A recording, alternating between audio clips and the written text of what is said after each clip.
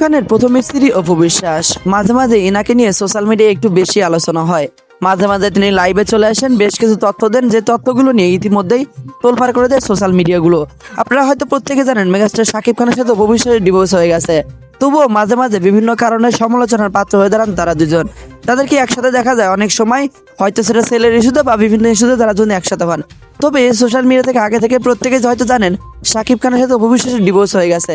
তবে এই বিষয়টি নিয়ে অনেকে একটু কনফিউশনের মধ্যে থাকেন, যাদের ডিভোর্স হয়েছে কিনা বা হয়নি, এসব বিভিন্ন তথ্যই মাঝে মাঝে মিডিয়ায় শোনা যায়। তবে সত্যিকার অর্থে তাদের মধ্যে কিন্তু ডিভোর্স হয়ে গেছে। আমরা প্রত্যেকে জানি আজকে মেগাস্টার শাকিব খানের জন্মদিন, আর এই জন্মদিনকে উপলক্ষ করে বিভিন্ন জায়গায় বিভিন্ন কথোপকথন শোনা দিচ্ছে। তবে জন্মদিন উপলক্ষের এই ইস্যুটা নিয়ে সবচেয়ে বড় ইস্যু ছিল শবনম বুবলি দ্বিতীয় বাচ্চার মা হতে চলেছে, যে ইস্যুটা নিয়ে মেগাস্টার শাকিব খানের প্রথম স্ত্রী অপু বিশ্বাস কিছু কথোপকথন বলেছিলেন।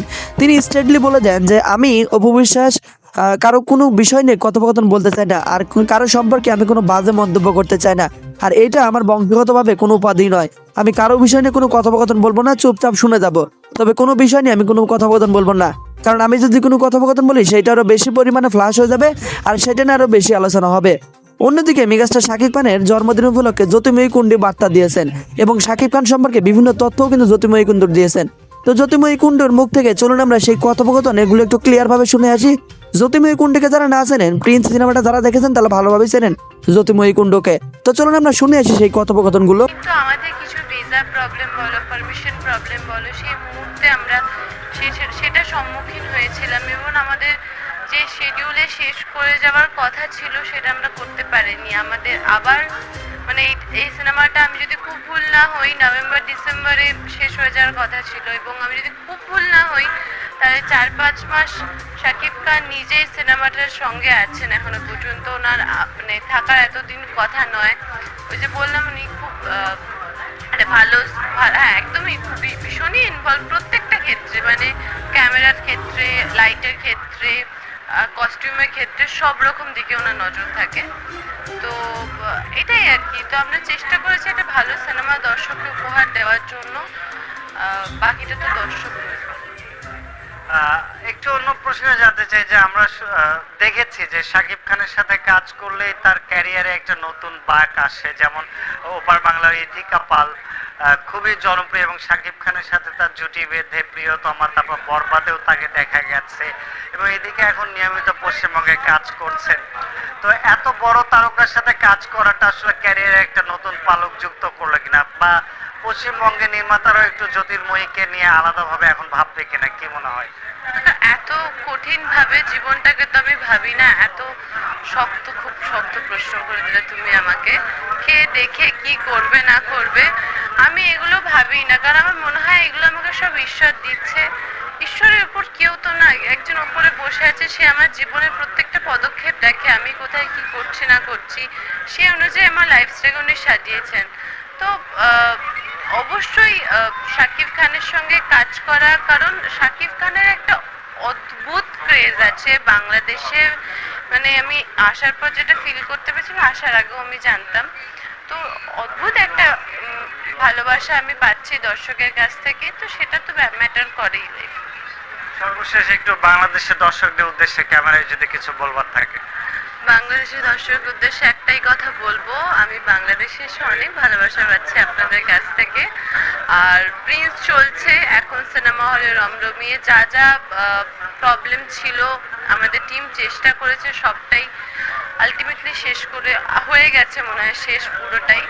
তো আসুন সিনেমা হলে এসে সিনেমাটা দেখুন, এবং আমি আমি বলছি আপনারা আশাহত হয় এরকম বাংলাদেশে শাকিব খানের সঙ্গে একটা সিনেমার কথায় তোমায় ভাবা হচ্ছে। আমি প্রথমেই হ্যাঁ করেছিলাম, আমার নেক্সট আমি কি হচ্ছে না হচ্ছে প্রথমেই হ্যাঁ করেছিলাম, কিন্তু কিছু আমার একটা ডেটে ইস্যু হচ্ছিল।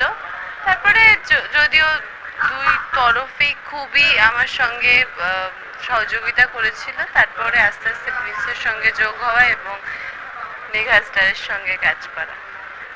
যুক্ত হওয়ার আগে শাকিব খান সম্পর্কে কেমন ধারণা ছিল, ওনার আগের কোনো কাজ দেখা হয়েছিল কিনা, সেইগুলো একটু জানতে চাই। ওনার আমি সব কাজেই দেখেছি প্রায়, মানে প্রায় সবই বলতে গেলে আমি চেষ্টা করছি সবই দেখার। আর ওনার সঙ্গে সম্বন্ধে ধারণা বলতে কিছু কিছু ভুলভাল কথা শুনেছিলাম যে উনি খুব রাগী, সেটে খুব কম কথা বলেন, এরকম কিছু কথা। কিন্তু আমার মনে হয়নি কোথাও গিয়ে।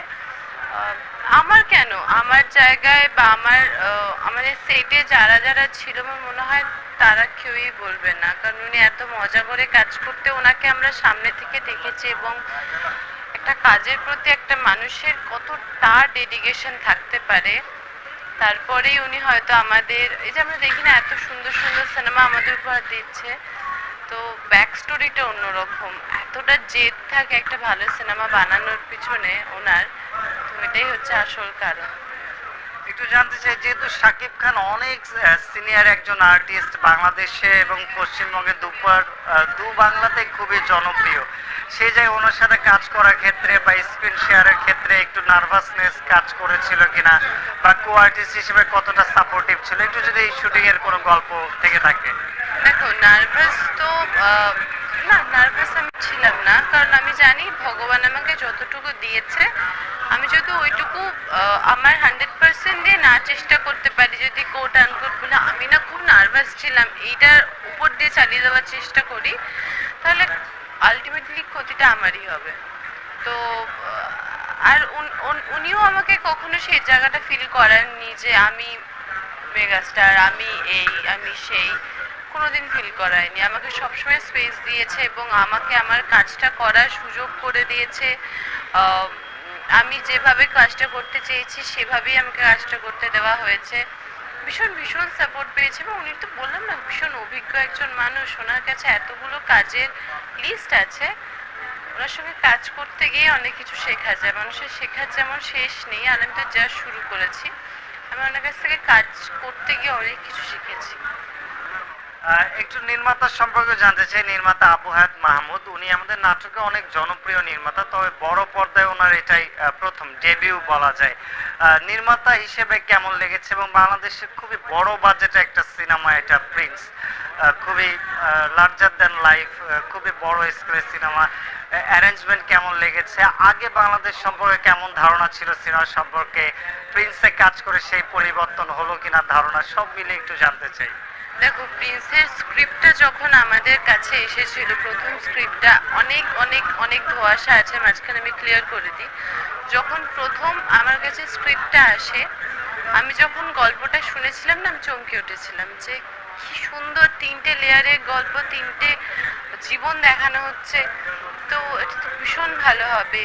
এবারে কি হয়েছে না, আমাদের গোটা টিম চেষ্টা করেছি আমরা শেষ মুহূর্ত পর্যন্ত দর্শককে আশাহত না করতে। আমরা প্রত্যেকটা সিনেমা আমাদের কাছে, যারা সিনেমা বানায় আমরা না সন্তানের মতো ভালোবাসি, কখনো কেউ চায় না নিজের সন্তানকে খারাপভাবে বড় করতে। তো আমরা চেষ্টা করেছি আমাদের 100% দিয়ে